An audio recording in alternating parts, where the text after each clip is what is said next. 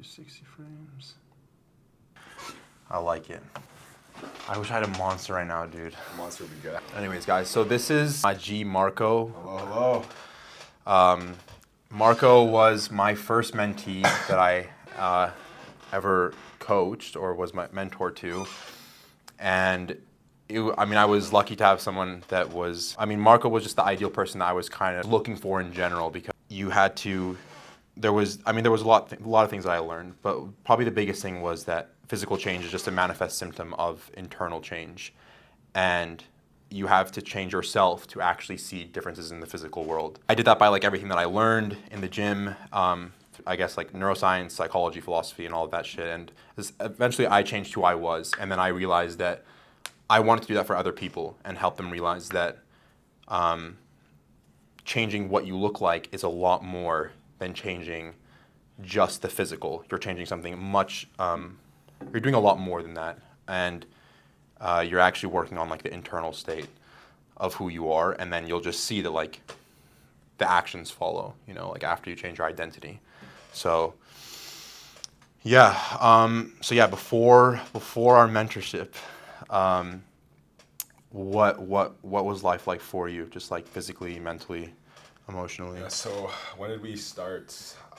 I So, know like- I was 20. I'm about to be 22 now. Yeah, it was like a year ago. Yeah, a year and a half or something like That's that. crazy, yeah. That is pretty fucking crazy. How much did you weigh? Oh man, started with a 1. Yeah, you're like probably like 190, something like that. Yeah. I think so. Uh-huh. But I mean, even that's like so besides the point. Like Mm-hmm. the muscle gain, obviously the fitness gains. Like obviously you led me to like achieve all of that. You gave me the blueprint for all of that. It was mostly what you changed with my mind. That was like probably the most valuable for me. Back then I was almost like stuck in this loop of like kind of doing the same thing over and over again and just kind of getting no results, or just not the results that I wanted. Not just in fitness, not just with the gym, but kind of with everything, like even like in school, even trying to make money. Like that was when I really started kind of losing my mind, thinking how am I going to get money, how am I going to be financially literate before I'm 23 years old, because that's a goal of mine. That was a crazy goal of mine. I wanted essentially to be rich before 23. I am rich before 23. I can tell you that now. Yeah. This guy has let's just like, how much were you making prior? Like, and that's the crazy thing is like, like you weren't making it, like, were you working a 9 to 5 or? I was working at a gym. I was working at Trico Center, actually. Yeah, I remember. I hated it. Yeah. I would fold towels. I actually I would like write essays, because I was doing like a spring semester there, so I would write like essays while I was at Trico, and they would like yell at me, and I would just feel so like below everybody. I just felt so mediocre, like I just felt like I was trapped. Like I just couldn't kind of reach my potential if I were to stay there. Yeah, and you always talk to me like, we kind of knew each other, but we weren't like, we were just like, I guess like mutuals of mutuals, yeah. But, and like, I remember like you would respond to my stories, and you even one time mentioned like how you just never understood what, like, when you would see people at the gym and like the 1% or like the top percent, and you just never understood like what they had. Yeah. And eventually you realized that it was more than just what they were doing. Yeah. But it was like actually who they were. Yeah. Yeah. No, literally, like you really. It's like formal. You really kind of changed how I thought, not just about the gym, but really how I thought about myself, which obviously manifested into the gym. Yeah.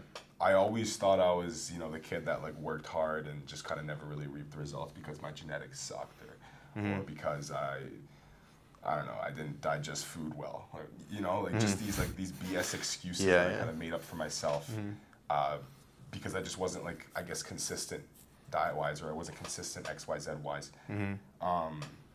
but you kind of helped me believe in myself and kind of tell myself, yes, I am consistent diet-wise. Yes, I am consistent in the gym. I am consistent with my sleep. I don't drink every weekend anymore. I think that's stupid. I don't hang out with losers anymore. I think that's silly, et cetera, and kind of changing my identity in that sense, changing who I thought I was, kind of led me to actually achieve my goals in the long term, and I couldn't have done that. Yeah. Obviously, without the mentorship. And what patterns do you think you were like repeating a lot before?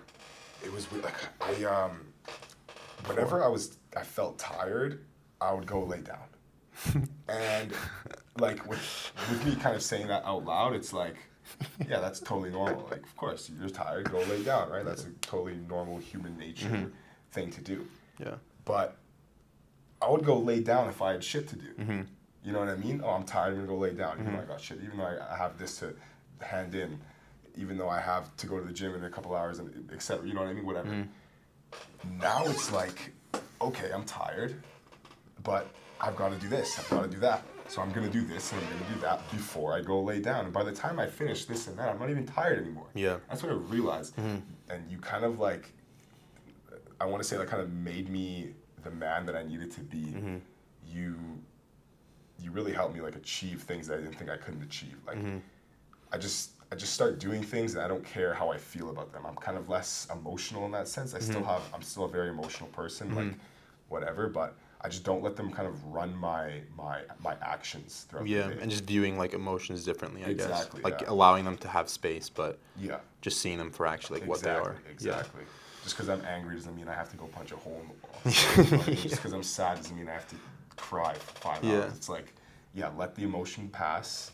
Let it be there. Feel the emotion. Don't push it away, whatever it is. But once you're done feeling the emotion, it's like, go do something now. Yeah. And like, how would you say like you felt about yourself when you would like look in the mirror when you came to me? Because I remember you were like down bad.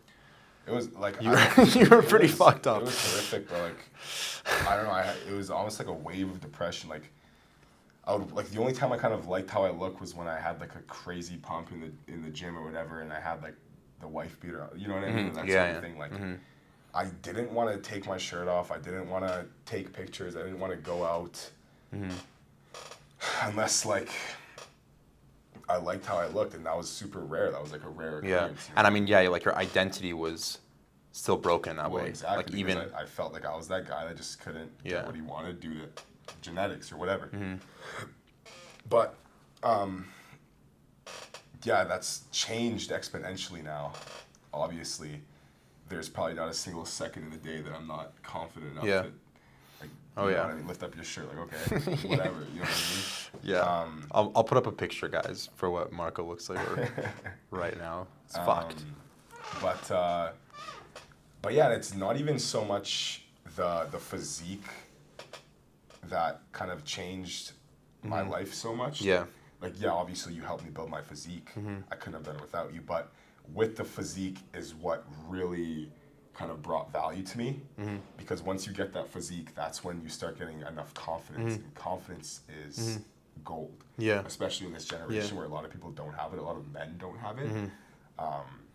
And like not telling you how to have that even before any of that came, you know, like in changing your identity to make you believe like, yeah, I am confident, like I am. Exactly.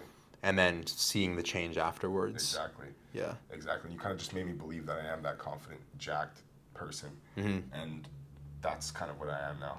You know what I mean? It's like... Yeah. It just, And what would you say, like, would you say, like women played a role or, like, validation in, like, your self-worth? It's actually really funny. Women were much more abundant back then than they are now, which is really weird, and I don't care. Like, I could care less. I think it's because I gave them so much attention, because every time they would give me a little bit of attention back then, for me it was like, let's go, like, you know what I mean? Like, and I gave so much back to them. And they were there, they were of abundance.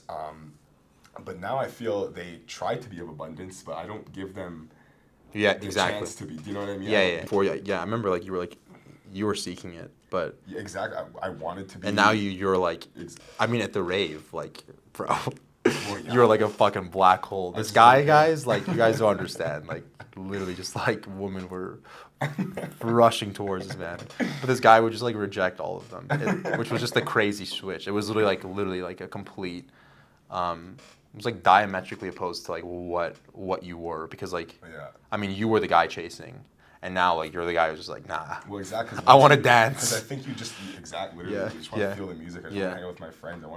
I saw him for the first time in I don't know how many months. Yeah. That was like genuinely a gift to me. That was like my cheat Yeah, meal. yeah. It was like seeing this guy, because it was just so cool. Because we talk almost every single day, like constantly. Yeah. Right? But we never really get to see each other. You live in Victoria, obviously. I live in Calgary, where we are now.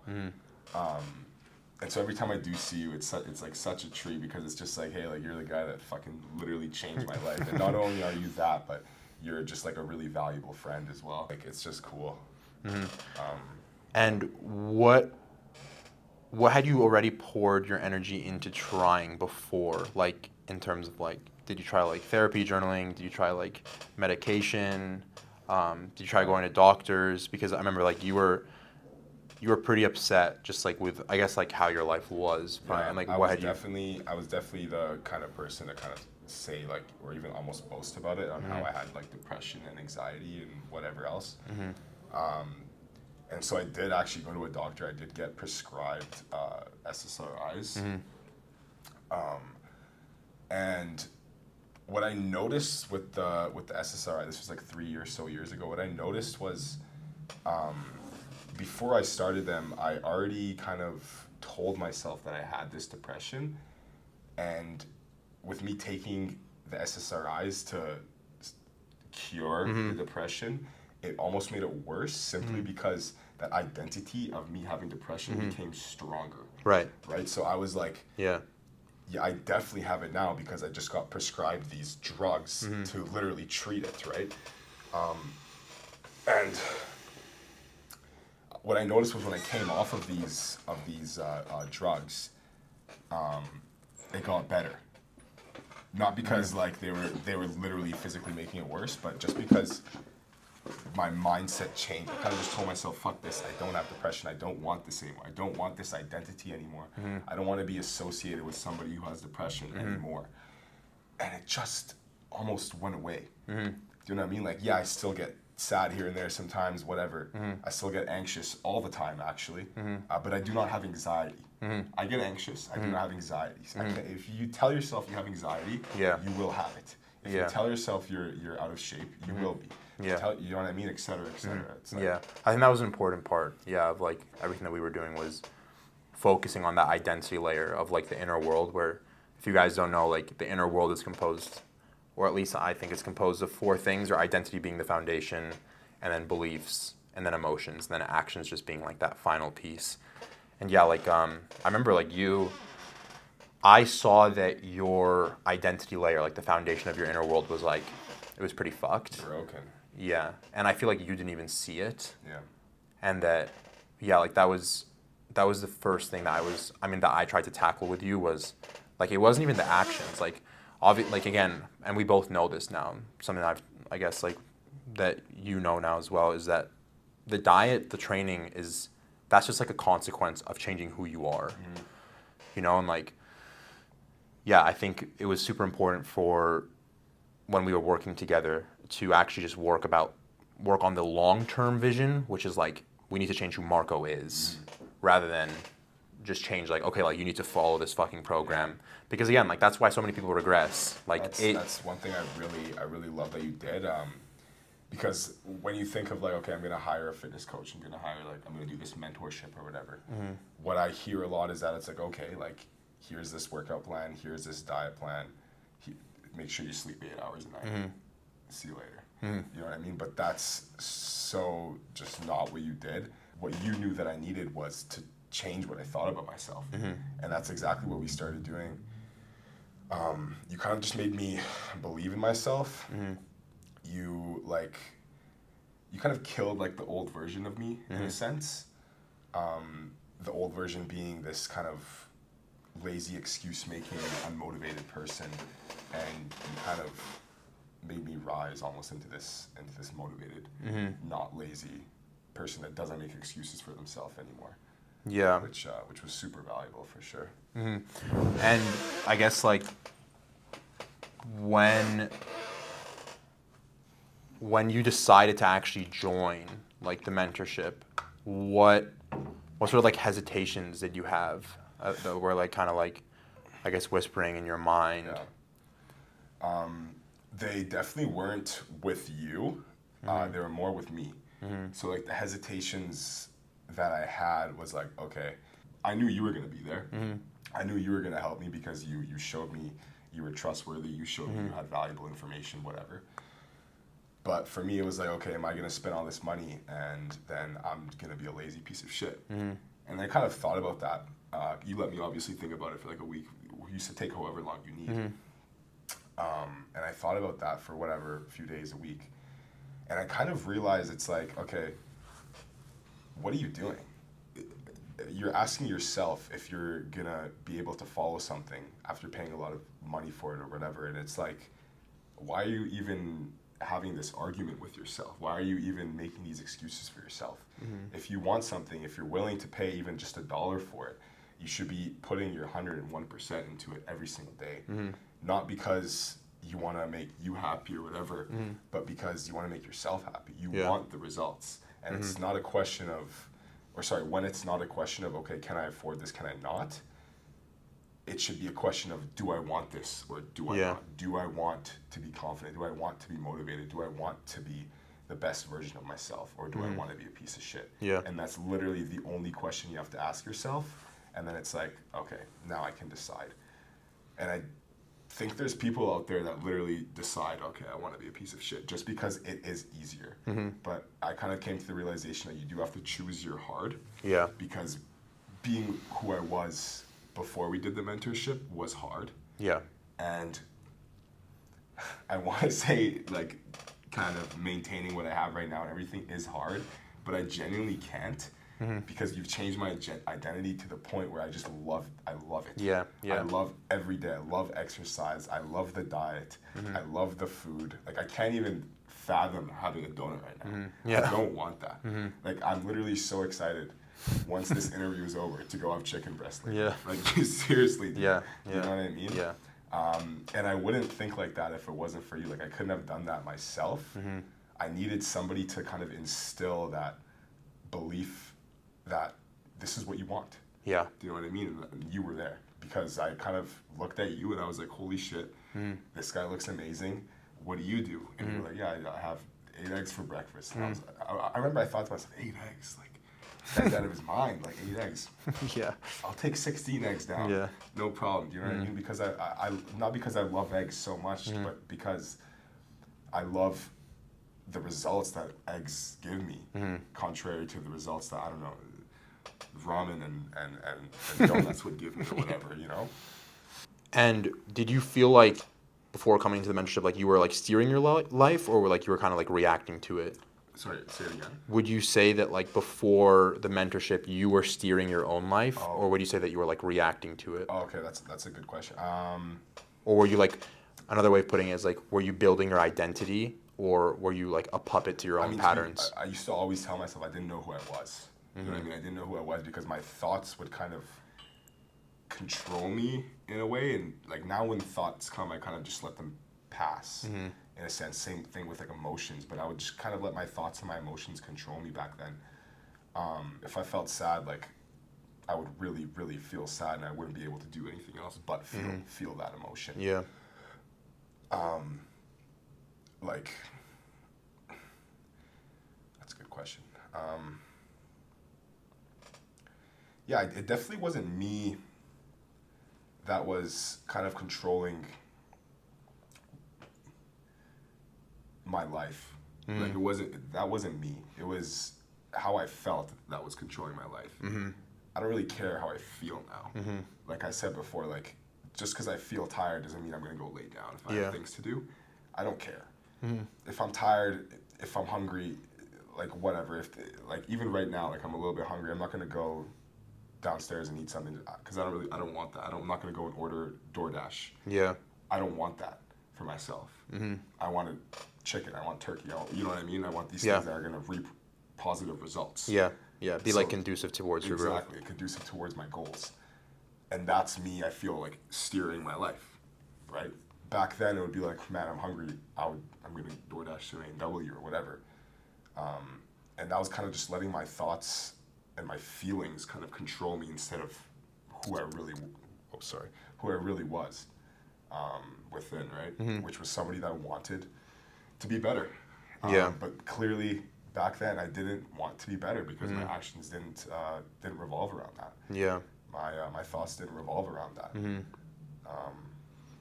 And like, I guess like that's when like the importance of like visualization and like journaling and like the shadow work that we did. Oh yeah, I have literally probably 200 pieces of paper just laying around my room of manifestations. And when I say manifestations, I don't say like, hey, I want to be jacked. I want to have a Rolex. I want to have this.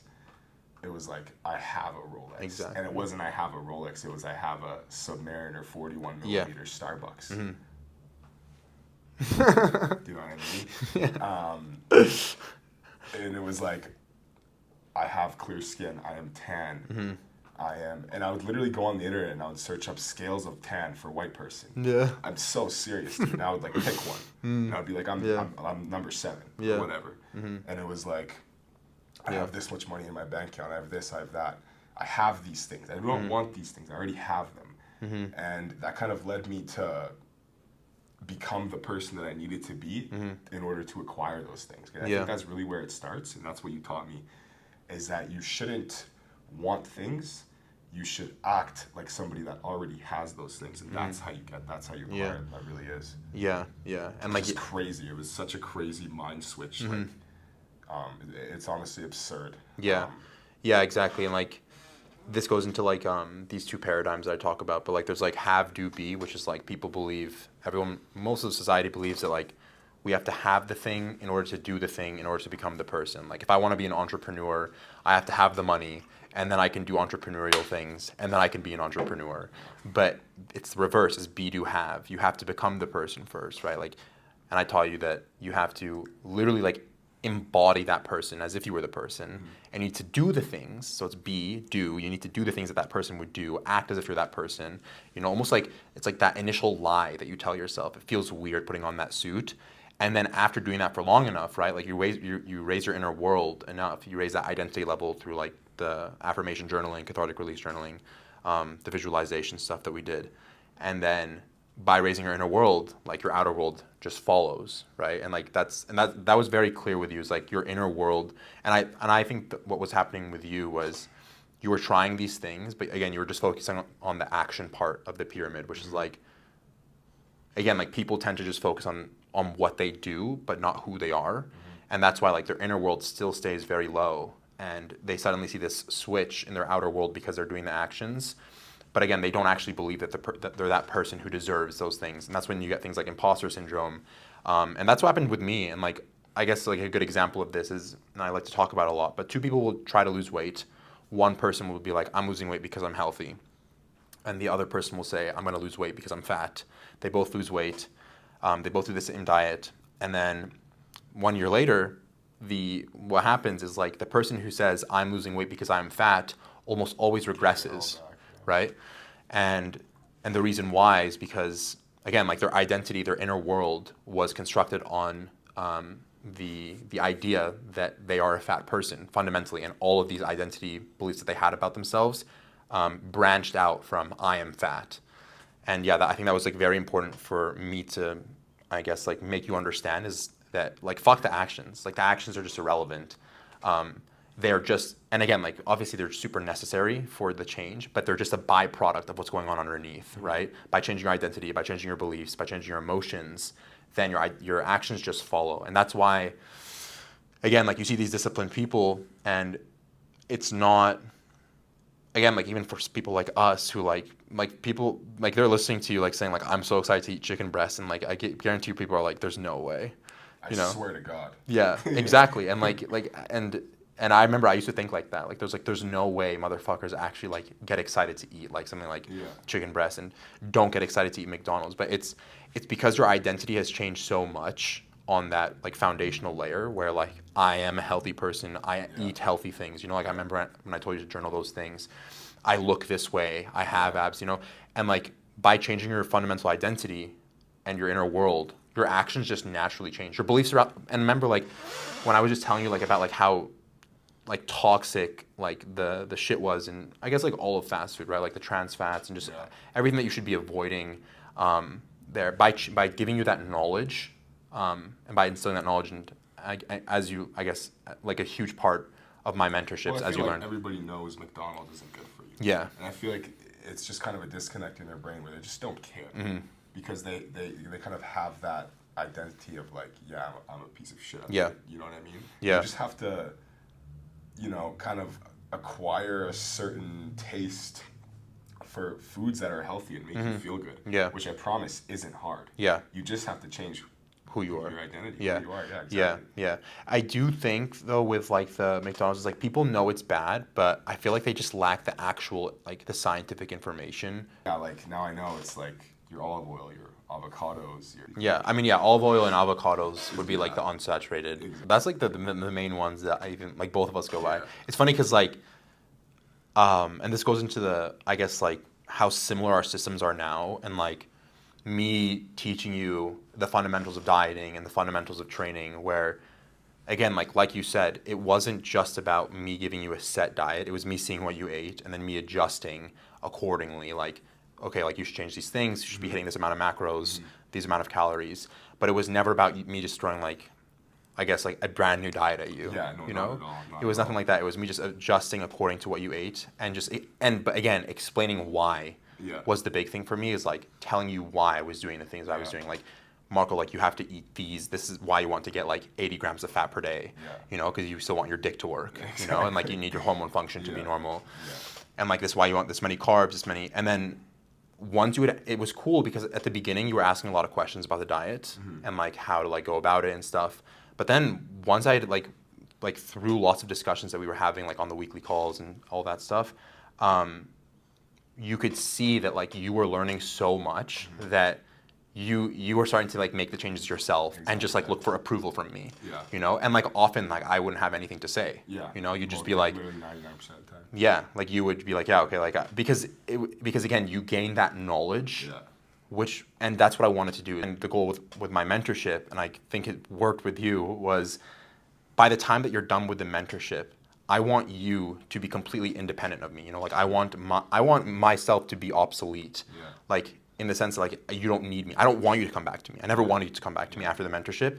In the sense for help. It's almost like Hinge, right, or like Tinder, like. Yeah. They don't really want you to download that app again. They want you to meet the love of your life. Yeah. Or whatever, and then delete it, and then move on with the love of your life. It's kind of like, you don't want me to go back. Exactly, yeah. And like if you ever were... I gained 100 pounds of fucking fat. Yeah. You'd be pissed. Yeah, no, yeah. I mean, I would be pissed at myself, you know? Yeah, exactly. Yeah, like I think that would be a fundamental failing on my part, is like if you were to ever come back to me... That, by the way. Yeah. But like if you were to ever come back to me and be like, yo, Amr, like I've gained back the weight, that would mean to me that your identity hadn't changed enough on a fundamental level so that you actually ended up regressing, you know? And that's the last thing I wanted. And even with your training, right? Like I gave you the fundamentals of like why intensity is the best thing, like how like the primary driver of muscle growth isn't fucking like time under tension or reps, it's just it's mechanical tension. Yeah. And like just learning those things, learning all of these fundamentals of dieting and like how creatine isn't fucking bad for you and like all these, and just, I guess like another thing that I saw was like there was just so much conflicting advice that I could hear from you as well. Like you were initially talking about like things that you would hear and stuff, and then teaching you like why that's wrong and how to actually critically think about this shit. How much protein were we eating when we started? How many grams? I don't even know. 300 something. 300 something. Yeah. And I used to think like it was useless. Like, why am I eating all this protein? Like, whatever, it's not doing anything. I can promise you, it makes a huge difference between 1 gram per body weight and like 1.6. Yeah. It makes a ginormous difference. Yeah, especially when you're in a severe caloric deficit. Like towards the end of yours. Yeah. Yeah, like towards the end of like my cut that I just did when I was eating like I think my lowest was 1,600 calories, but I did it for like 2 weeks just to really like dry out whatever.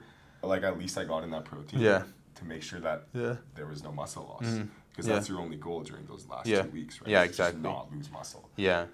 And it was that you also knew like the consequences on a scientific level of like you understood that your hormones were going to be kind of fucked. Yeah, exactly. And I knew I was going to feel like shit due to the low carb, 30. Because a lot of people will do that and they'll have no idea why they feel the way they do, right? Like Bradley Martin, I once heard him. He's like, yo, like I cut all the fats from my diet and his dick wouldn't work. And that can be scary. Yeah. If you don't know what's going on, right? But as soon as you actually understand, I knew exactly what was going on. I was like, I was expecting it almost. I was like, okay, here we go. Yeah. I actually thrive off lower fats than most people, I feel, which is just something I noticed, which is good that I noticed it because I was able to notice that because I had the prior knowledge. Yeah. If you gave me a low fat diet a year ago and I felt good, I would have zero idea why I felt good. Yeah, exactly. And I would like I was actually the wrong things, right? But because you told me like, hey, about all the macronutrients and everything. Now I understand, like, okay, my digestion is a little quicker, it's a little faster, it's a little better when my fats are a little bit lower. Yeah. And so now I just keep my fats a little bit lower, like 60, 70 grams, but I keep my carbs super high. My body likes high carbs, and literally everybody on this planet's body love high protein. It is necessary. It is you need it. Yeah, 100%. Right? Yeah, and I think it was back to the thing of like, you coming to me with I guess like just like shit that you were hearing on Instagram and TikTok that I could like tell, and now like the change is so funny because like like a few weeks ago you like sent this video of like this study of like mega dosing vitamin D causes muscle growth, and you were like laughing so like hard. Stupid. And it's just and it's because I guess like the cool part for me seeing that was the fact that like you learned how to just critically analyze everything that was being fed to you on the fucking internet. Because I had knowledge from you. Yeah. Right? Yeah. Back then I'd be like, holy shit, like I need to buy some like it's time to from just Amazon mega dose right like now, 10,000 guys. If you guys are what's it called? What even is I think it was like 50,000 micrograms. Yeah, it was, or I think like 10,000 IUs. It was some shit like that. I don't even know what the study was saying. I know that it was a lot though. Just something stupid. Yeah. And like again, that just leads to a lot of other issues like calcification and like exactly. Kidney stones. Yeah, exactly. Oh my God. Yeah, and it was cool that you could, I guess, really like just think for yourself, which is what I really wanted is like, for number one is like you to have like knowledge sovereignty, for you to actually understand the fundamentals so that you wouldn't need to come back to me in that sense, and how to actually like do research yourself, how to look into things. I literally had like not just a fitness coach, but I had a psychologist and a fucking scientist, Bill Nye, as Arab Bill Nye as well, like all in one. It was a 3-in-1 job. Do you know what I mean? You have this knowledge, you have this philosophical background as well, and then you also obviously have like the fitness coaching knowledge. And the fitness coaching knowledge is great. The diet and like science-based like kind of knowledge is great, but what was really valuable that I think like literally nobody else has on like the fitness space is that prior philosophical knowledge. Like there was this quote that you told me once. It was like the first year that we were we started the mentorship, and I was really struggling with the cut. I think I was at like even just like 2,400 calories, and I remember that. Just because I never really, I don't know, I guess ate that little of carbohydrates before, and I was just like feeling tired. I just did not feel good. And I was just like, this is fucking horrible. Like, what is going on? But I looked good. I just didn't feel good. You know what I mean? And so I kind of told you about it, and you were like, yeah, I feel the exact same. You were like, wait, what were you expecting? Like that you're gonna feel like Superman? And then you kind of told me this quote. It was, in order to rise, the phoenix must first burn. And what that basically means is like, nothing in this life is kind of given to you. You gotta burn. You have to go through this pain. You have to burn before you earn this thing. And now I kind of take that quote and I kind of take it everywhere I go. Whenever anything's hard, whenever I don't want to do something, whenever something takes time, I just kind of think to myself, you gotta burn, motherfucker. Like you gotta burn if you want this, if you want to rise. And now I'm gonna get that tattooed because it resonated with me so intensely, and I think it's gonna stay with me for the rest of my life. I hope it does. I'm gonna tell my kids that quote. And I'm gonna tell them, Bill Nye told me first. So I gotta give you credit. And like, I guess it was like another really cool thing was, I guess like seeing that you had that like I guess, charisma and mindset, like seeing that your identity had changed from, again, like those beliefs. I mean, your beliefs about the world changing, right? Like with the Phoenix having to burn first, and you could see like all of these things that we had, I guess, learned together through the mentorship. Like when I saw you at the rave, like you were just a different person, you know? And to see that like you weren't, again, I don't know if I said this, but like 80% of people who lose weight regress, gain the weight back if they do a weight loss within 5 years, and 98% of obese people stay obese for the rest of their life. Only 2% are able to stay under the obesity level threshold. And it's again because like they don't have the identity. They're not actually changing their identity, right? They're that fat person who says I am losing weight because I'm fat, and they just regress. But with you, it was cool to see like not only did you have all the knowledge, but your identity had changed, and you had all my systems.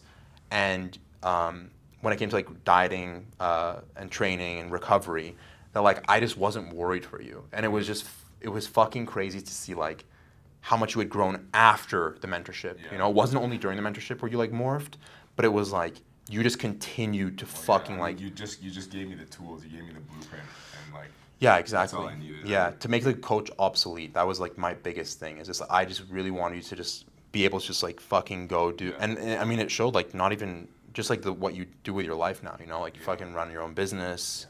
Yeah, like I mean, you can tell them like what you do. Well, yeah, I actually I started my own business this year, which it's a door-to-door sales business. And this summer we just hit $100,000 in company revenue. Oh yeah, which bro. was pretty fucking sick because I've never seen that amount of money before in my entire life, and I didn't think that amount of money before was ever achievable in my life until I kind of started making the amount of money where I wasn't worried if I had enough money to go to the store. And I kind of noticed that I was going to the grocery store and I would just tap my card after. And I remember I would walk away this one day and I was like, I didn't even look at the fucking card scanner thing, and I was like, wow, this is weird. I bought these stupid shoes for Margielas. Why did I buy those? I don't know. I liked them because I liked them. I liked how they looked, so I purchased them, and I didn't care. It wasn't a worry to me. Yeah. Because I finally started making that little bit of money, that little like 10K a month kind of thing. Yeah. And I never would have thought that was actually me. Like that was such a crazy goal in my life. That was a dream. Yeah. That's all it was. It was a dream. Changing the old version of me and kind of destroying, eradicating that version and kind of rising into who I am now, that's what led me to be able to achieve that. And I once again, I couldn't have done that without you and you kind of believing in me when I didn't believe in myself. Obviously with the business, but obviously with the fitness kind of thing too, because just like I said, like there were days where I didn't feel good, and you kind of told me like you gotta burn, bro. Yeah. I was just kind of about to get into that. Like, I was gonna ask like what your relationship to pain was before, and like did you numb it? Did you intellectualize it? Did you like run away from it? I totally just ran from it, right? Yeah. Now I run towards it. Yeah. Every morning I take a fucking cold shower after my fasted cardio. Why do I take this cold shower? Not because it's gonna put dollars into my account, like people say. That is not the case. It's not gonna get me shredded. It's not gonna do anything to my metabolism. It literally doesn't do shit. It just hurts. It feels like shit, and I don't like it. And that's why I do it. That is the sole reason of why I do it. And I go in there, the Stoics, and I scream and I flex and I say, today's gonna be a good day. This is what I'm gonna do. And I plan out my entire day while I'm in that cold shower. And I go Wim Hof and I breathe and I calm down and I reset my mind. Hell yeah. And then I exit. Yeah. You know what I mean? And back then, if you like, I'd be like, touching the cold water. Oh, dude, I can't wait. I can't wait till I wake up tomorrow. Thank you, God, by the way. So I can take that cold shower and like just feel that state of uncomfort. I love being uncomfortable these days. Like being comfortable makes me sick. Like, I get anxious when I'm too comfortable. Like if I were to go on my phone too long, to go on TikTok too long or whatever, it literally gives me anxiety because, not because I have anxiety or because I'm a super anxious person or whatever, but because I know I'm worth more than an Instagram reel. Right. You know what I mean? Yeah, and it goes back to identity. I'm worth more than somebody that sits on their couch and on TikTok. Yeah. I know my potential, and it's more than that, right? Yeah, and it's just cool to see that change. Again, like, it's just so weird. Like, a year and a half ago when we were in the car. I know. I'd probably be on TikTok for Yeah, hours like, you were just, a day, yeah, it's 4 or actually just 5 weird hours to a day. think. It's actually so fucking weird. Like, It I is. can't believe how different of a person you were when you came versus now. Like, it's actually just fucked. Like, to even think, bro, like, the way that you were, like, imagining you, like, at Stampede even, like, a year and a half ago, like, you would have just actually just been a different person. Oh, yeah. You know, like, at the rave, guys. Yeah. We were at a rave, but, Yeah, we like to rave. yeah, no, that was fucking crazy. Yeah, and so what would you say, like, if you were to describe, like, the internal rewiring, like, how did it feel, or how was it compared to anything else you'd ever tried, like, when we were doing, like, all the internal rewiring stuff through, like, all the journaling and the visualization and, yeah, like, how did it kind of, like, affect you, like, on a deeper level, and how would you say it was different? Certainly, it wasn't easy. It wasn't easy at all. It was definitely like first of all, like a process, and a super hard process. Not physically or by any means, but just like almost spiritually and like mentally. You're literally changing who you are, and somebody Somebody has to die. Literally. Yeah. You're the old version of yourself. Quite literally, has to fucking die. Like they have to be gone. Yeah. Every thought that you ever has to be dissolved. Your entire ego has to be gone. Like, and it's hard to do that, obviously, without a mega dose of shrooms.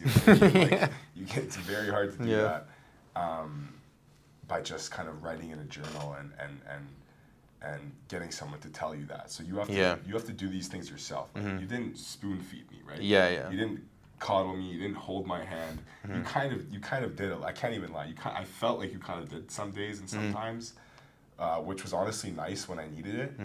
But at the same time, I couldn't have done anything that you helped me with without me. You know what I mean? Yeah. I worked my ass off. 100%. Like I have to give a little bit of credit to myself too. Oh yeah. I mean, it all comes down to you in the Of end. course, It's right? like you are the one who actually did the change. But yeah, like the whole rewiring of the brain, I didn't even know. I would have had no idea how to do that without you. The manifestations was probably the best part because that kind of changed. Not I want this, but I have this. Right. Yeah. And that was what really changed me. Yeah. Because I kind of just became that person over time. Because that's all it takes is just time. Once you kind of develop that persona, it's just a matter of time until you reach that persona, right? Exactly, yeah. Being, like, actually, like, embodying that person. Yeah, exactly. Yeah, and I was gonna say, yeah, like, about, like, exactly, like, at certain times I felt like I did need to, like, hold your hand. Yeah. But at other times, like, I was really just challenging you as well, you know? Like, I was telling you to your face, like, yo, like, you know, like, there's a line when it comes to these things, and I was, you know, like, I was on your ass as well. And I felt like you needed that. And I think that was, like, really helping you as well, is, like, realizing, or just having somebody not, because a lot of people think, like, coaching or mentorships are just like a cheerleader with a clipboard, you know, and like you do your thing, and like I'm like, hey, good job, Marko. Like, but it was not that. I feel like it was like metal sharpening metal, you know. 100%. It was That's never exactly what I easy. wanted to It was just never talk easy. about. Yeah. Was like now it's like it's not like you still I want you to like you still help you're still my coach. Right? You still help me every single day. You just don't tell me how to train. You don't tell me how to eat. Yeah, not in the formal way. Shit. Yeah. But every day that I look at you and I just know like Amber's doing the same thing I'm doing. Why would I go and have a McDonald's for breakfast when I know Amber's not next? Literally yesterday You know what yesterday you sent me a snap. I was at the gym, bro, and you sent me a video on the fucking the Stairmaster, and I was gonna take a rest from the Stairmaster. And I literally went and walked the Stairmaster. Bro, you can. Yeah, no, you that was literally can. Yeah, and I talked about that one time. Every time I know I knew you were at the gym. Yeah. I have no idea how, but I just knew you were at the gym. I was like, I'm gonna send this motherfucker a video of me sweating my ass off in the Stairmaster. Yeah, no, I remember like I posted one time on Instagram about this, is like at the beginning of the mentorship, you know, like it was me telling you like, yo, you need to be at the gym, like, yo, you need to be doing this, you need to be doing this, you need to be doing this. And then suddenly, like, not only were you like breaking boundaries that I thought weren't possible for you to break, like in terms of your weight, like when you were fucking like, I don't know, like 200 lean. Yeah. And like not in the last part of the cut, but like in the middle part of the cut, you were fucking shredded though, and you were heavy. And I was like, what the fuck? Like, it was just crazy to see that my systems were actually doing that to you, you know? And, like, it was the internal systems again. Like, the diet and all of that, I showed you how easy it is, you know? Like, and again, it was through knowledge, though. Like, the knowledge does take a while to acquire. But I think, like, once you acquired... I wouldn't call it easy. I would kind of just call it simple. Right. Exactly, yeah. It's simple once you understand the fundamentals, which takes some time to get, right? 100%. Like, it took me time to, like, to instill and impart all that knowledge onto you. But once you got that, like... that wasn't the hard part. It was the internal rewiring that was the hard part. And what I was going to say was, like, the cool thing was seeing you be this person that I was, like, pushing forward and pushing upwards. And then suddenly, like, you were this person. Like, you were this new character. It was like this new character has arrived. You know, in Smash Bros, like, when you unlock a new character and, like, a new intruder or something. And, yeah, it felt like that. Like, you suddenly were pushing me. And I was like, what the fuck is going on? Yeah. Like, you were, like, on the Stairmaster, and you were, like, actually getting super lean. Yeah. Like, you were, like, fucking lean, bro. And, like, I would say, like, last year, like, I was, like, maybe a little bit leaner than you because, again, I've been doing this. But now this year, bro, like, you were fucked. Yeah. Like, I think it was just, like, the amount of muscle I gained from coming off that cut. Yeah. Because, like, you already had so much more muscle than me, right? Mm-hmm. Because you've done the cut so many times. Yeah. Everybody knows the best time to put on muscles right after fucking 6% body fat. Yeah, exactly. Yeah. That's when you gain the most muscle in those first, like, 2 months. Yeah. Right? And so I did that, and then I did another 6 months of gaining muscle, and then I cut again. And it literally, honestly, like, I was in awe of myself almost every day this whole time. Yeah, no, same. There was a point I was like, what the 220 pounds with a 6-pack. Yeah. And I was like, I remember being 8 years old thinking, like, what the fuck? Like, these guys, these guys are gross. You, 220 with the 6-pack. That was me, dude. Yeah. And I'm not even 22 years old. Yeah. You know what I mean? Yeah. And that's the importance of the systems, bro. Yeah. It's just like, once you just understand, like, just once you have the knowledge, right? And again, your beliefs level of the inner world. Yeah. And once your identity has changed so much, like, that stuff just becomes inevitable. And that's what I wish, like, a lot of people would realize. And because, like, if they realize that, they would also not go to certain, like coaches, because, like, a lot of coaches just don't focus. I mean, bro, like, what coaches are focusing on inner world? I don't think they even know what that means. Yeah, like even, like, psychologists, bro. Like, I don't know. It's something, again, like, and that's why I found the importance of not only implementing, like, scientific protocols, but it was like philosophical frameworks as well, and psychological frameworks all into one, which is, like, the inner world thing. You know, it was a combination of all of those things that got you to where you were, because it was afterwards you saw, like, like, by having those changes on an internal level, that, like, it was just so weird to see, like, bro, I just can't believe, like, you at that rave, and I was like, oh, okay, Marko's past me. Like, I was like, right, Marko's fucking past me. Yeah, no, that was a cool moment for me as a mentor, like, to see that not only one, that you didn't regress, because, like, that's, like, bare minimum, but it's two, that, like, you literally, like, you grew wings, or at least I think you grew wings, and I think it's pretty clear that you did, you know, and you just flew in all areas of your life, you know, like, not only business and not only, like, but just who you are as a person, and you could feel that, and I felt like, again, just so, like, all the fucking girls, bro, they felt that, like, they were just swarming, but and so,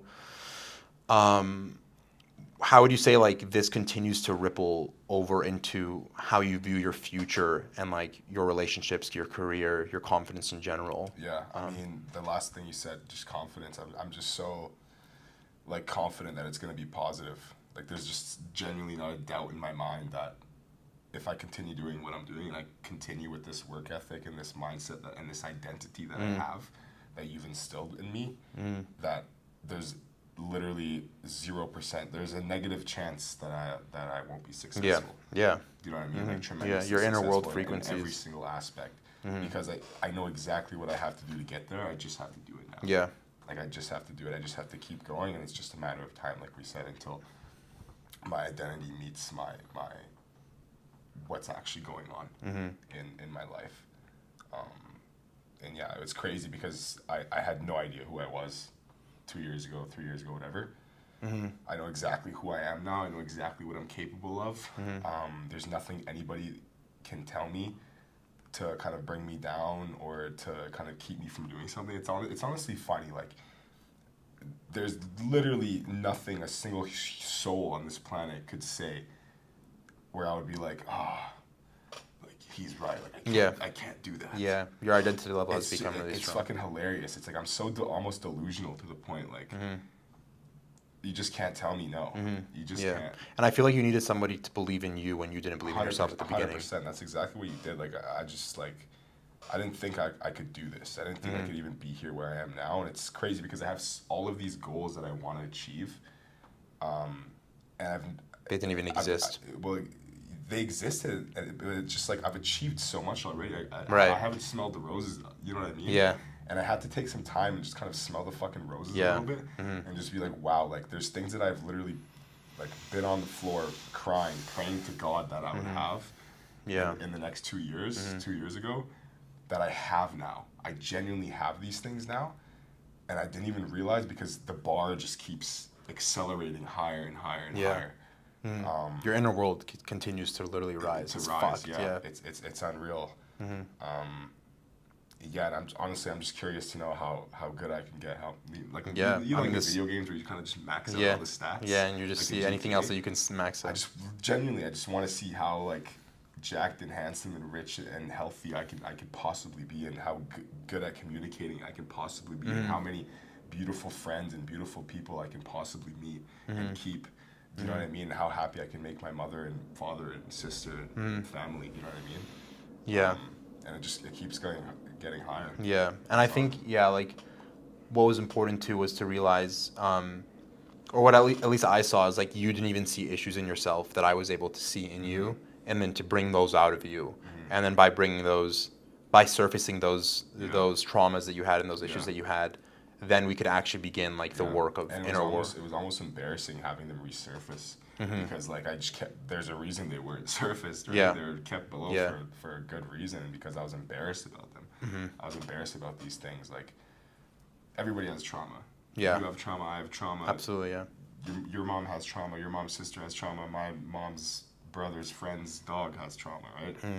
Everybody has it, and it's kind of your choice to keep it down where it is and kind of hold it in a bottle and let it run your life, or if you want to bring it to the surface and then essentially like eradicate it at some point, right? Because it shouldn't be there. You shouldn't hold and carry that trauma for the rest of your life. It's just going to bring you down and slow down your goals. And you need somebody to bring it out of you, and that's what you did for me. You brought it out of me. You embarrassed me, and I chose to. Embarrassed is a strong word. I guess you felt embarrassed. I was happy for you though. On my end, you know. I was like, but I guess I didn't want to be those things. Yeah. You know what I mean? Like, I was disgusted by myself after you kind of revealed them to me. I didn't know that they were there, right? Yeah. And it is a strong word because it's a strong. Yeah, I mean, for you, I think it's 100% true. It's a very strong revelation of what happened. It's like, it's crazy. It's a crazy process. It was a crazy change in my life. I think embarrassed is we're sugarcoating it. Yeah. No. I'm saying like from my end, like I wasn't embarrassed for you. No, not at all. I was like, like, let's go. And I was I was like honestly happy that I was getting. I was like, yeah, let's go. Because then it's only by revealing these traumas, again, like the way that I think of traumas is, again, you want to raise your inner world as high as you can, but traumas almost act as this, as these weights of bags of bricks that are just like weighing down your inner world. And without addressing traumas, and I think this is a very sad thing, is people try to raise their inner world without addressing their deepest traumas, and they don't know how to address those traumas. And it takes, I guess, somebody to really like know how to excavate those traumas, surface them, and then know what to do in the sense of like rewriting those narratives that we've written about ourselves that again come from these traumatic moments. Like I remember when I started journaling myself, doing cathartic release journaling, and seeing like stories that I told myself because other people said, like when in grade 8, I'll never forget, like people were calling me like ugly, and I thought I was the ugliest kid in my school in grade 10, you know? And I genuinely believed it. I believed it too. Like I was told by my friends that I am the ugliest guy in the school. That's what I was told. Wow. And like I genuinely believed that about myself. And it was only through cathartic release journaling and really asking myself these questions and learning how to ask these questions, which again, like I was happy to do for you, and I was really glad that you came to me because I was able to ask these similar questions to you, and figuring out like, where are these stories about myself coming from? You know, like why do I actually think that I'm like an ugly person? And you realize once you get to that foundational level, once you enter that dark corridor of your mind and you see, wait a minute, like I never actually said that about myself, it was somebody else, that's when you can begin to rewrite these narratives. And that's when these weights begin to fall. And then you can actually raise your inner world.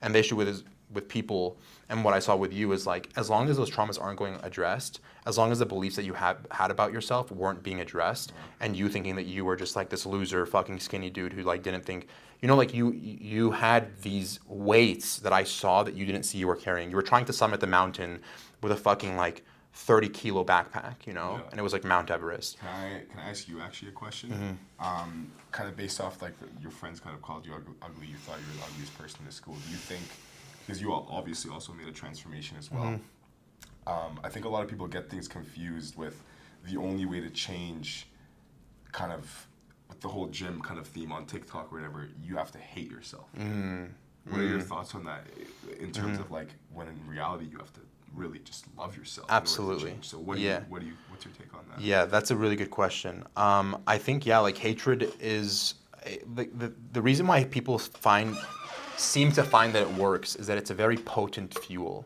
but it's toxic in the sense that you use too much of that fuel. I mean, the fuel works at the beginning, right? It's very potent, it works, and you see this massive drive that you get. But in the same sense, it's toxic. So too much of that fuel begins to kill you. And that's what I realized with hatred is like self-hatred is just, it's so limited in its capacity to help you. It can only help you so much before you begin to crash, you know? And again, if you truly hate yourself, what does that say about your inner world, your identity level? It's like, I hate myself. And you will always regress back to whatever you actually believe about yourself. And you need to realize that the hatred is, again, and like anger are just secondary emotions. They're secondary to something deeper, and it's often sadness, right? And so like when I hated myself, hate was coming from something deeper, and it was me being sad. I was sad, and that's what I needed to excavate. I needed to cry. I needed to feel. I needed to give space to the emotion, you know. And only by giving space to those emotions was I able to finally heal. And it was through rewriting these narratives, and then only are you able, by fixing these toxic narratives that we have about ourselves, that we can just rise. We can raise our inner world, because so many people are just stuck, you know, and they don't know why. And it's because like you hate yourself. You think that you're fat, you know, like you're a broken person, and you don't see that you're broken, and you think that like putting on this like I'm the toughest guy, and like I need to just be solid and hard. Again, like the Tao Te Ching like tells us that there's like plants when they are young are pliant and soft, and when they are dead, they are brittle and hard. Thus, being soft and pliant are companions of life, and being brittle and hard are companions of death. And it's just so true, is like this image of having to be like constantly be like the strong fucking rock hard guy who but like the guy who has like no emotions, you know, is ultra stoic. That is actually just weakness, and it's armor that's covering something deeper, and it's armor that's often covering just hollowness. And so, I think only when you address that hollowness can you actually like grow as a human being. And that's what I found with you is like you also had a lot of like almost like toxic masculinity in a way, toxic masculinity in the sense that you initially thought you had to be like this strong, brittle person. But you realize like there's a very beautiful feminine aspect. That's what I thought you were gonna kind of like turn me into. Was like this kind of gym bro, like no emotions, like for lack of a better phrase, fuck bitches, and etc. You know what I mean? Like stupid things like that. When in reality, like you made me so confident with myself, and you just kind of made me such like this masculine figure. Like, that you embrace femininity. Look at the color of this. It's pink. You know what I mean? Like I have pink straps for the gym. Like I'm so confident wearing them, because like now it's like people think like, oh, pink, like that's like homo, like that's gay, or whatever. But now it's like I'm so big, I can like do whatever I want. I look so good, I can do whatever I 100%. want. Like 2 years ago, I love flowers, bro. Oh, who doesn't like flowers? I love flowers. I remember for Mother's Day, I was around Shoppers, and I was like, I'm smelling all those things. It was all up in there. But 2 years ago, I was always looking at these kind of fitness influencers, like even like Anthony Mantello, like C-Bum, you know, David Lade, all these guys, whatever. And I was just thinking, like, man, like, what a life it would be like to be these guys, to be him.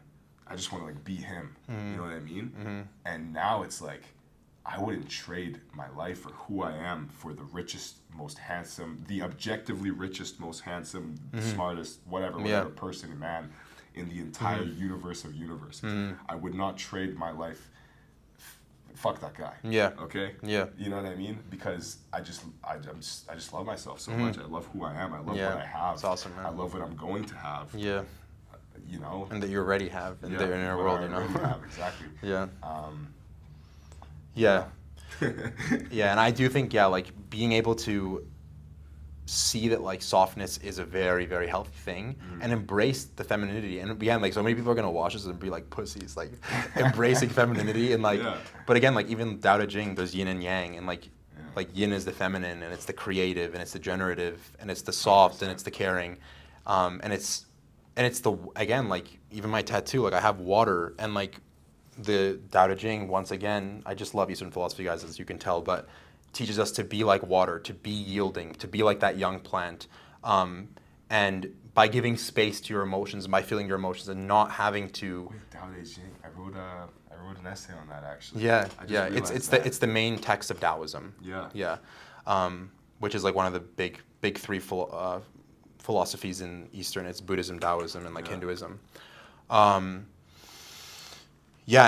realizing that you need to be like water in many senses, and water is in many ways the feminine that you have to embrace. And like I feel like that's something that I'm really glad that I instilled within you, is that like this concept, this notion of having to be like some just fucking ultra douchebag like player. It's just it's just so sad. And it's weird because externally a lot of people would probably refer to us as exactly that. Yeah.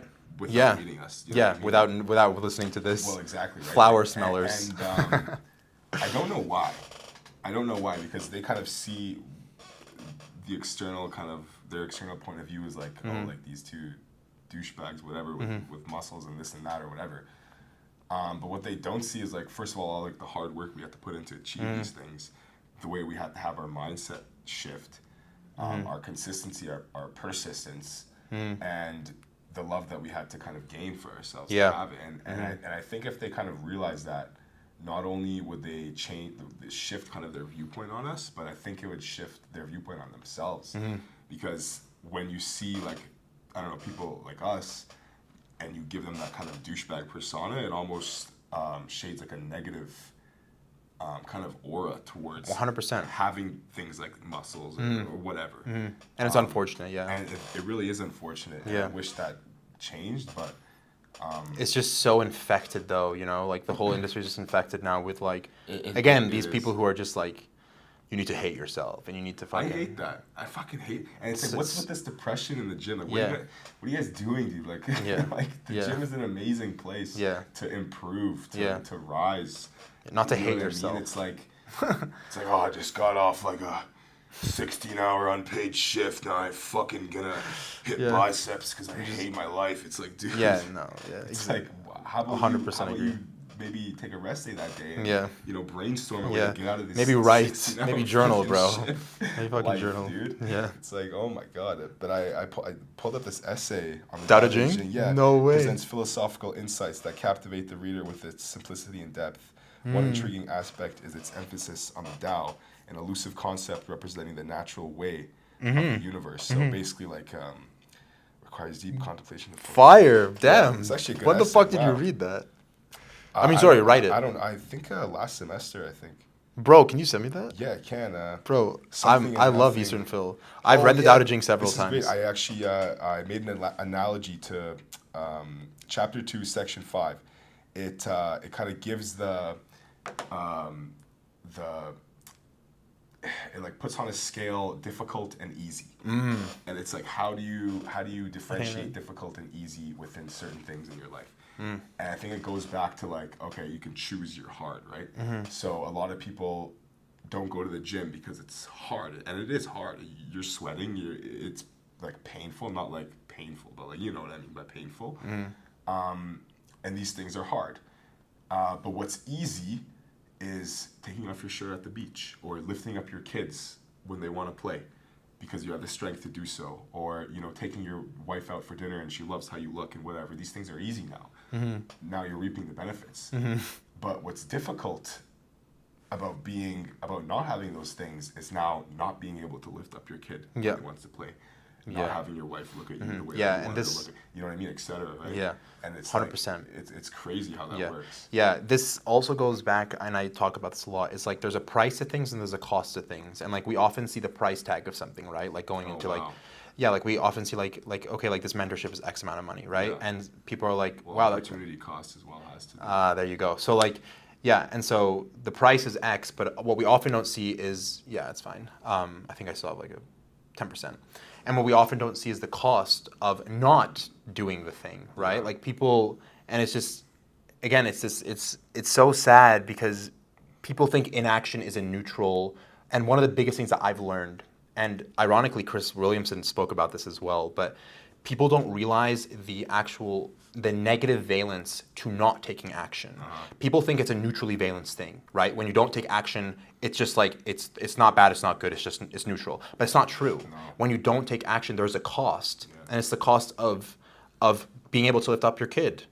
Yeah. When you're older, or like that's very expensive, whether you think so or not. It really and even when it comes to this, is like the cost of not hating yourself for the rest of your fucking life. Yeah.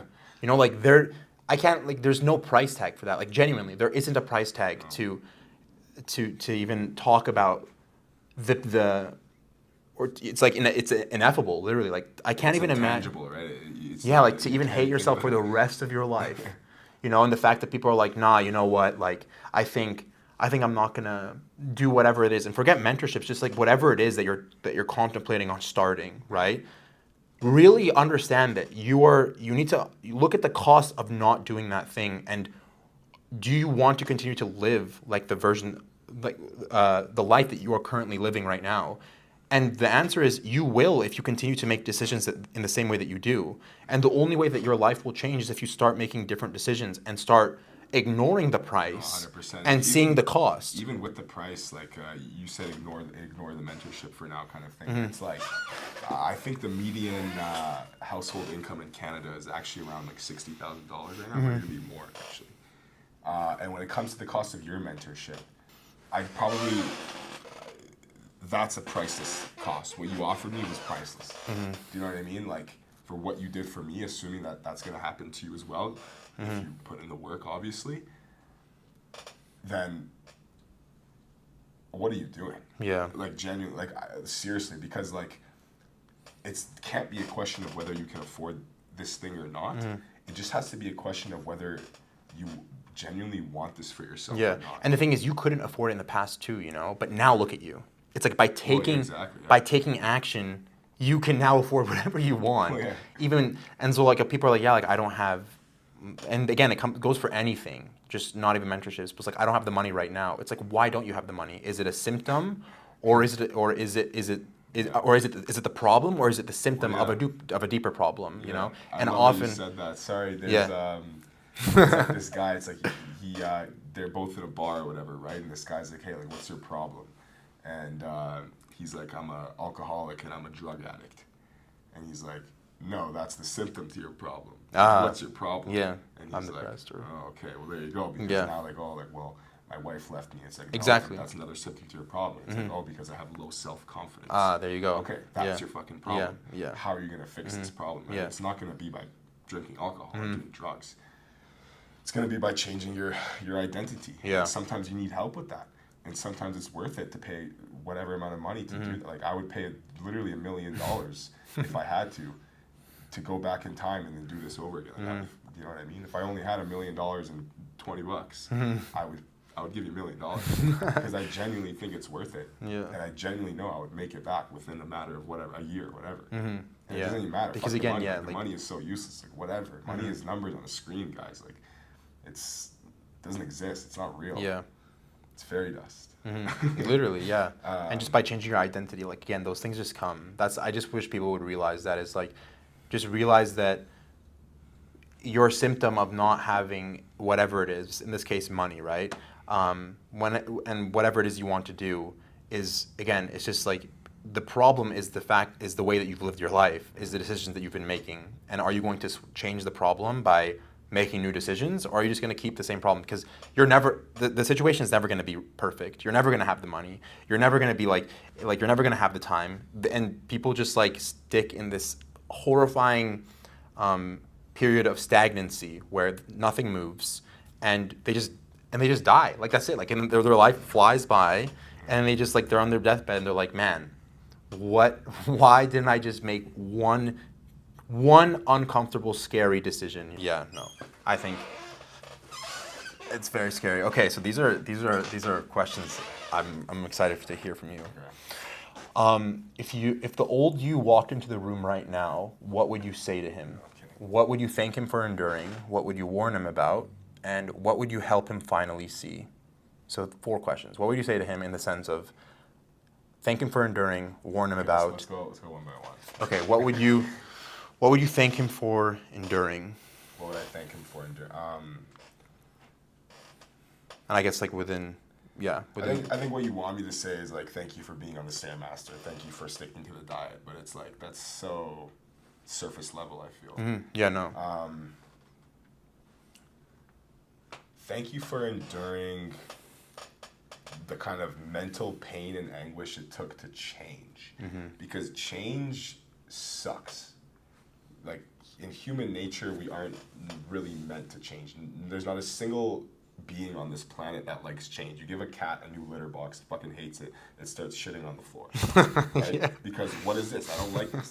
This is not cool. Within a week I love that. or a few days, it's in the brand new litter box like nothing happened, whatever. Mm-hmm. Same thing with humans. Like, you give somebody a brand new mindset that they don't know what to do with, they're not going to start shitting on the floor, but they are going to start shitting the bed. Yeah. Because they don't know what to do with this knowledge. They don't know what to do with this stuff, because it's like you're trying to become a totally different person, but that old version of you is kind of pulling you with like this rope, right? And the hardest part for me, which was just the most painful, was just cutting that rope off with like this dull knife. You know what I mean? Yeah, that's kind of analogy. And the rope is you. Exactly. The phoenix must burn first. Exactly. Yeah. And kind of just burning that, eradicating and killing that old version of myself was probably what I would thank myself for doing the most. And what would you warn him about?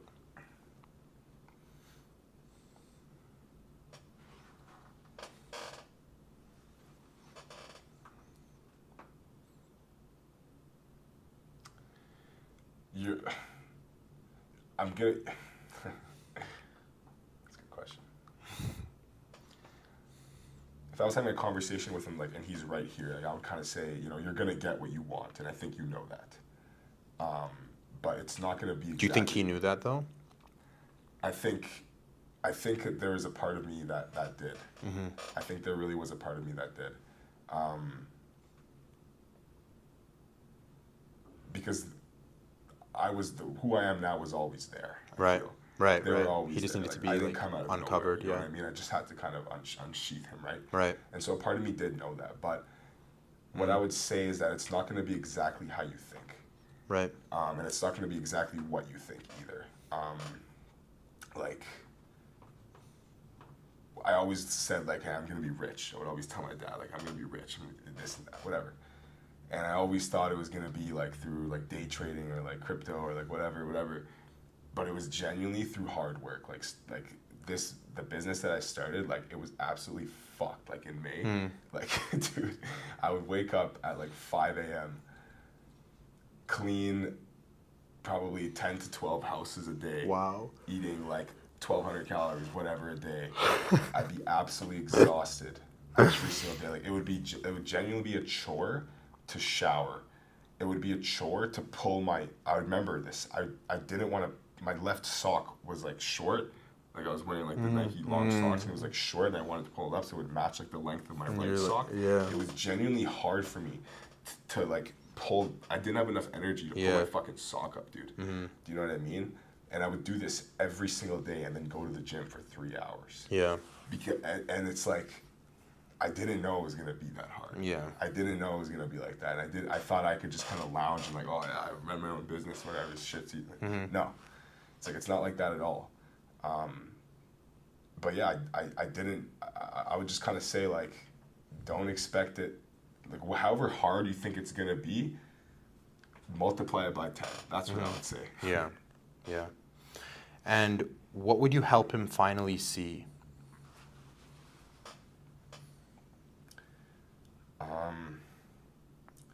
Is there another way you can phrase that maybe? Maybe what would you help him see that maybe he doesn't see in himself? Or tell him that exists that he doesn't know exists? You're like loved. I would say that you're loved. You know what I mean? 'Cause I didn't think I was. Like I don't know. People kind of didn't show that to me physically, and I thought that like everybody kind of hated me just because I didn't like myself so much. But now I know like my friends do have love for me. Like my parents have love for me. I have love for myself. And I wish I kind of knew that before. I feel like it would make a lot of things easier, like mentally at least. But like, yeah, and I think that was kind of like, yeah, through revealing everything that was exactly going on. I think you've obviously changed now. Yeah, no, and it's actually really funny that I mentioned my parents. I have such a better relationship with them, especially like my dad now. I've always, it's always been an amazing relationship, of course, but like I feel as if my father and I, like we are genuinely, like he's not even my dad, like he's my buddy. He's your boy. He's just my boy now. Like he just believes in me so much. Like I just like, I'll talk to him about like, what Ferrari do you want for your birthday? And he'll be like, he used to be like, yeah, like go do your homework, like type shit. Now it's like, what Ferrari do you want for your birthday? And he's like, I want the SF90 and I want it like light blue, you fucking idiot. And it's just That's so awesome, cool how yeah. he kind of like, he actually really does believe in me now because I've taken the action, I've changed who I am, and I've actually like achieved something that's kind of cool, right? So I just think that's pretty awesome. That's probably my favorite part is kind of developing that better relationship, that tighter relationship with my dad. Yeah. Yeah, I mean, that goes into like almost the final question, but I won't get there yet. And so, speak to the version of you who's still hesitating, okay? What would you say to him or to someone watching this who's still on the fence? And why is now the time, not next month, not next year? There's this video of Shia LaBeouf. Just do it. He's like flexing, goes, just do it. Do it! Just do it! Don't let your dreams be dreams. Yesterday, you said tomorrow. So just do it! Make your dreams come true! And it was kind of like this funny video, and people would like laugh at it or whatever. But what I don't think they see is like the amount of emotion that's in that video. You'll pull it up. You'll pull it up on the thing. It'll just be like a little GIF thing or whatever, so they know what I'm talking about. But it's essentially it's Shia LaBeouf, and he's saying just do it, like probably 100 times. Oh, I think I know what you're talking about. And it's like, just fucking do it. Like, it's the best time to jump is when you're the peak of fear. Do you know what I mean? And it's like, you're going to be scared always. You can take a week, you can take a month, you can take a year to think about something. It's not going to change until, obviously, the identity of you changes. How do you change the identity? By just taking action and just doing it. I've always thought I was, like, such an idiot. Like, I don't know. I've gotten amazing marks in school always, like, I love reading, like, whatever, but, like, for some reason, I just always thought of myself as, like just a dumbass, you know what I mean? And I think that's because, not because I'm actually unintelligent, because that's not the case whatsoever, but I think it's just because I'm just somebody that takes action without thinking about things. Because what am I thinking about? You know what I mean? It's like, let's jump off this cliff. It's like, yeah, motherfucker, let's go. Let's do it. Like, if you're jumping off, you're probably pretty confident you're not going to die. Why would I not? Yeah. Right? And people love to kind of dwell in this analysis paralysis where they think, oh, like, what if this, what if that, what if he doesn't kind of show up for me, what if she doesn't want to go to the prom, whatever. It's like, dude, like, just ask, just talk, just do it, just do it. Just do it. And that's probably the best thing. Yeah. Yeah, and I think, like, it's funny because I just made the video about the anxiety being like a cloud, and in a similar way, when we first make like the first decision, and like what you were kind of just alluding to is, we think that this cloud or this smoke bomb that's went off, when we go into it, something's going to happen. But then you walk into the smoke or you walk into the cloud and you're like, oh my God, I can move. It's just, like it's just cloud. It's just, yeah, it's just like water vapor. It's just condensation. It's all and it is. and yeah, and I think like it's so important. Yeah, like the thing that you said of the best time to jump is when you are most afraid. It's just like that's time, because if it will only become scarier the more you think about it. Literally. Yeah. And finally, the real return on investment. What would you say like this truly gave you? Not just like the money or the aesthetic wins, but like at like a deeper spiritual level. What is the most priceless return you walked away from with this? That's a great question. So forget the physique, forget the money, forget the business, forget whatever. Let's say I lose everything tomorrow. You know, like obviously, God forbid, I worked so hard for these things, but like let's say everything is gone tomorrow. What my return on my ROI was I kind of just have the skills now. I have this, not just the skills, not just the knowledge, but I just have the mindset now. The identity, to get it all back, and I'm just not afraid. It's like if all the money in my bank account tomorrow just fucking disappeared, I would be pretty pissed off. Like anybody would, but I would know exactly how to get it back. I would go and knock a door. I can make $200 quite literally in 20 minutes right now. There's probably a neighborhood over here I can make $200. You know what I mean? And it's because I have that skill of sales now. If let's say I woke up tomorrow and I was 110 pounds, fucking you know what I mean? I would know it literally. It would actually be fun.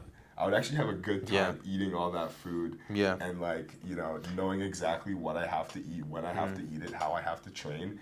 It'd be fun kind of developing. Your inner world would be so much higher than your outer world that it would just rise back. Don't get it twisted. Like, I can't, that's not happening, right? But like, I know exactly, I would know exactly what to do. Yeah, and I wouldn't be worried for you either. Exactly. And that's what you gave me. That's what my return on investment was kind of just having this identity, these beliefs, these values, which leads into my actions, right? So, killing that old version of yourself. Exactly, yeah. Fire. That was dialed. How long have you been at it for? When did we start? That was fucking savage. Yeah. We started like 6. Holy shit. Are you serious? Okay. No, maybe not. No way. I feel like we did start. It's fucking 8 p.m., dude. I don't know when we started. Anyways, guys, that was lit. Yeah. That's fucking... I'm glad we talked, man. I'm fucking glad.